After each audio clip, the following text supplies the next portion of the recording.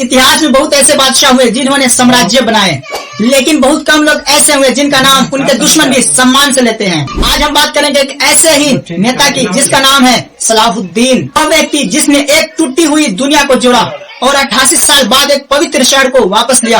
वह शहर था जेरूसलम। लेकिन यह कहानी एक सुल्तान की नहीं, एक ऐसे लड़के की है जिसका परिवार अपने ही शहर से निकाल दिया गया था, और वही लड़का आगे चलकर मध्य पूर्व का सबसे शक्तिशाली शासक बना। सलाहुद्दीन का जन्म 1137 में तिकरित में हुआ, लेकिन उनके जन्म की रात एक घटना हुई। उनके पिता अयूब और चाचा शिरकू एक राजनीतिक संघर्ष में फंस गए। परिणाम यह हुआ कि पूरे परिवार को तिकरित छोड़ना पड़ा। रातों रात वे लोग सीरिया की ओर निकल पड़े। यह घटना इतिहास में छोटी लगती है, लेकिन यही सलाहुद्दीन की कहानी की शुरुआत थी। सीरिया पहुंचकर सलाहुद्दीन का परिवार सेवा में शामिल हुआ महान शासक नूरुद्दीन की। नूरुद्दीन उस समय क्रूसेडर्स के खिलाफ सबसे बड़े नेता थे।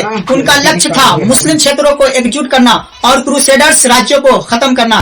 सलाहुद्दीन ने राजनीति और युद्ध का ज्ञान सीखा। उस समय मिस्र पर शासन था फातमी खिलाफत का, लेकिन यह सत्ता कमजोर हो चुकी थी। नूरुद्दीन ने अपने सेनापति शिरकू को मिस्र भेजा। सलाहुद्दीन भी इस अभियान में शामिल हुए। कई सैन्य संघर्ष के बाद शिरकू ने मिस्र पर नियंत्रण कर लिया, लेकिन 1169 में उनकी अचानक मृत्यु हो गई और यही इतिहास ने एक बड़ा मोड़ लिया। मिस्र का नया वजीर बना दिया गया सलाहुद्दीन। अब सलाहुद्दीन मिस्र के वजीर थे, लेकिन वह अभी भी नूरुद्दीन के अधीन थे। उन्होंने मिस्र में कई सुधार किए, सेना को संगठित किया, अर्थव्यवस्था सुधारी, प्रशासन मजबूत किया। 1171 में फातमी खिलाफत समाप्त हो गई। अब मिस्र पूरी तरह सलाहुद्दीन के नियंत्रण में था।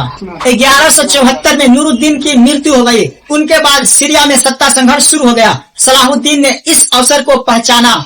उन्होंने दमिश्क की ओर बढ़कर शहर को अपने नियंत्रण में ले लिया। कुछ ही वर्षों में उन्होंने मिस्र, सीरिया और कई अन्य क्षेत्रों को एकजुट कर लिया। उस समय मध्य पूर्व में कई क्रूसेडर्स राज्य मौजूद थे।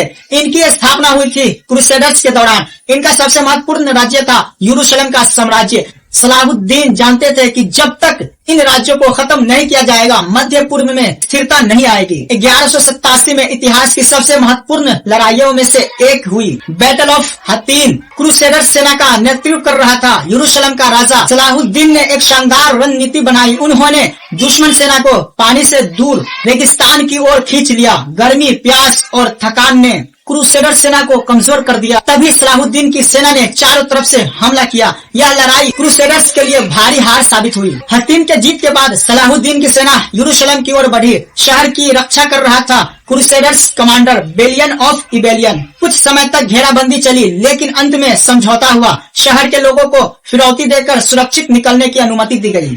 इस तरह 1187 में यरूशलेम वापस लिया गया। यरूशलेम की हार के बाद यूरोप में हलचल मच गई। Third crusade. इस अभियान का नेतृत्व कर रहे थे इंग्लैंड के राजा रिचर्ड द लायन हट। दोनों महान सेनापति कई बार आमने सामने हुए। हालांकि कोई निर्णायक युद्ध नहीं हुआ, लेकिन दोनों ने एक दूसरे का सम्मान किया। 1193 में दमिश्क में सलाहुद्दीन की मृत्यु हो गई। कहा जाता है कि जब उनकी मृत्यु हुई तो उनके पास बहुत कम व्यक्तिगत संपत्ति थी, लेकिन उन्होंने इतिहास में एक अमर विरासत छोड़ दी। एक नेता जो सिर्फ जंग नहीं जीतता था, बल्कि दिल भी जीतता था।